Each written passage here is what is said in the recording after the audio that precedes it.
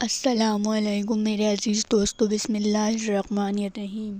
اسلام میں عورت کی اہمیت، امپورٹنس آف وومن ان اسلام، جیسے کہ آپ کو معلوم ہوگا کہ پیغمبر اسلام حضرت محمد صلی اللہ علیہ وسلم کو دنیا میں تشریف لانے سے پہلے عرب کے لوگ شرم کے مارے لڑکیوں کو پیدا ہوتے ہی زندہ زمین میں دفنا کر دیا کرتے تھے۔ قرآن شریف میں بھی اس کے بارے میں یوں بیان آیا ہے کہ زندہ درور کر دی جانے والی لڑکیوں کے بارے میں انہیں زندہ دفن کرنے والوں سے پوچھا جائے گا کہ کس جرم میں انہیں قتل کیا گیا۔ پیدا ہونے والی بچیوں نے کیا ایسی خطا کی تھی؟ خدا نے جسے دنیا میں جینے کا حق دے کر بھیجا، اسے قتل کیوں کر دیا گیا؟ یہ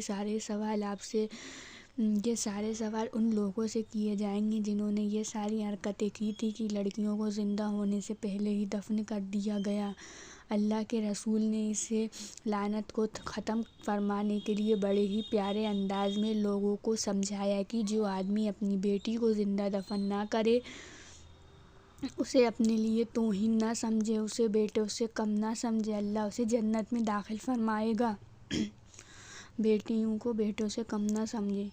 اس برداشت کو سننے کے بعد عرب طبقے میں کافی تبدیلی آئی۔ لوگوں نے اپنے ہاتھوں سے اپنی پیدا ہوئی لڑکیوں کو قتل کرنا چھوڑ دیا تو آقا نے ایک اور خوشخبری سنائی کہ جس کے گھر 2 لڑکیاں پیدا ہوئیں، اب ایک لڑکیوں کو جن کے گھر میں پیدا ہوتی تھی ان کے گھر میں انہوں نے قتل کرنا چھوڑ دیا، کیونکہ جب یہ آیا کہ مطلب لڑکی لڑکے دونوں برابر ہیں۔ اب جب 2 لڑکیاں پیدا ہوئیں اور گھر والوں نے ان کی پرورش اچھے ڈھنگ سے کی، انہیں اچھی تعلیم دی اور جوان ہونے پر ان کی شادی کرا دی تو وہ میرے اتنے قریب رہیں گے، جتنا فرماتے ہوئے آپ نے اپنی 2 انگلیوں کا اشارہ فرمایا، مطلب بالکل قریب۔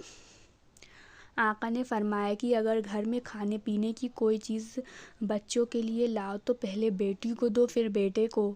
کسی بھی حال میں بیٹی کو بیٹے سے کم مت سمجھو۔ جو آدمی اس کے خلاف کرے گا اس کو اس کا جواب اس کے مرنے کے بعد عرش پہ دیا جائے گا۔ تو ان سب بیٹی بیٹوں میں کوئی فرق نہیں ہوتا۔ آج کل کے زمانے میں بیٹی بیٹوں کے ساتھ چل رہی ہیں قدم سے قدم ملا کر، تو ہمیں بھی اسی طرھ جینا چاہیے۔ ہمیشہ جب بھی کوئی سامان لائیں تو پہلے بیٹی کو دو، پھر بیٹے کو دے۔ دونوں کا حق برابر ہے، تو دونوں میں آپ بھید بھاؤ نہ کریں۔ قیامت میں اس کی زبردست پکڑ ہوگی، مطلب قیامت کے دن اس کے اس کام کی سزائے کا اعلان کیا جائے گا، جو سزائیں بہت ہی دل دہلا دینے والی ہوں گی۔ جس کے بارے میں آپ نے سوچا نہیں ہوگا ایسی سزائیں ملیں گی۔ اسی طرح اسلام سے پہلے ماں باپ کی جائیداد میں عورت کا حصہ نہیں تھا۔ یہ پہلے کی بات ہو رہی ہے۔ پیغمبر اسلام حضرت محمد صلی اللہ علیہ وسلم نے ان کے لیے بھی حصہ مقرر فرمایا۔ قرآن شریف میں ان کے حصوں کا بیان بڑی تفصیلی سے آیا ہے، جس کی روشنی میں عورتوں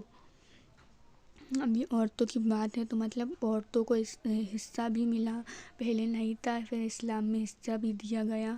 اس کے بارے میں کچھ ہم بات کرتے ہیں عورتوں کو حصے کے بارے میں، جو کہ آج کل دیا جاتا ہے۔ اپنے ماں باپ کی جائیداد اور بیویوں اپنے شوہروں کی جائیداد میں حصہ دار مقرر کی گئیں۔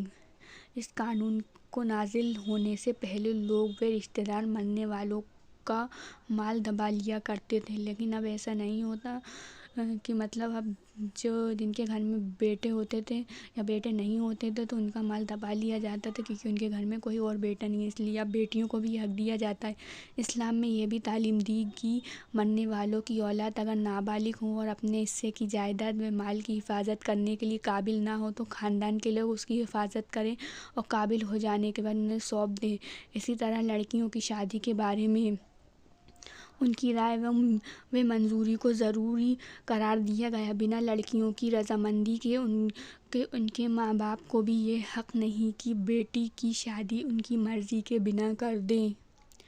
بیٹے اور بیٹی دونوں کی شادی ان کے بنا مرضی کے نہیں کرنا چاہیے، ان سے پوچھ کے ہی کرنا چاہیے۔ لوگ پہلے بیوہ عورتوں سے شادی کرنا پسند نہیں کرتے تھے۔ پیغمبر اسلام حضرت محمد صلی اللہ علیہ وسلم نے ایک بیوہ حضرت بی بی خدیجہ سے نکاح فرما کر اسے برے دستور کو بھی ختم کر دیا۔ حالانکہ آپ 25 سال کی اور وہ 40 سال کی تھیں۔ اپنی بیوی کے ساتھ اچھا برتاؤ کرنے کی بار بار تاکید فرمائی کہ ہم کو اپنی بیویوں سے اچھا برتاؤ کرنا چاہیے، اور فرمایا کہ تم میں سب سے اچھا وہ ہے جو اپنے گھر والوں کے لیے اچھا ہو۔ سب سے اچھا انسان وہ ہے کہ اپنے گھر والوں کے حق میں اچھا ہو، باہر تو اچھا ہو ہی، اور ساتھ ہی ساتھ اپنے گھر والوں کے بھی حق میں اچھا ہو۔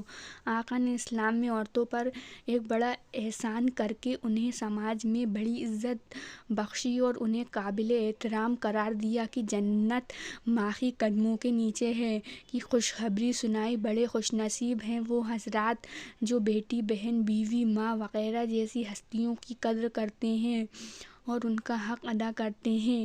ہم سبھی کو چاہیے کہ عورتوں کی عزت کریں، انہیں عزت کی نظر سے دیکھیں، ان کا احترام کریں، کیونکہ ماں کا بہت بڑا درجہ ہے، تو ہم سبھی کو عزت کرنی چاہیے، ماں، بہن، بیٹیوں سب کی۔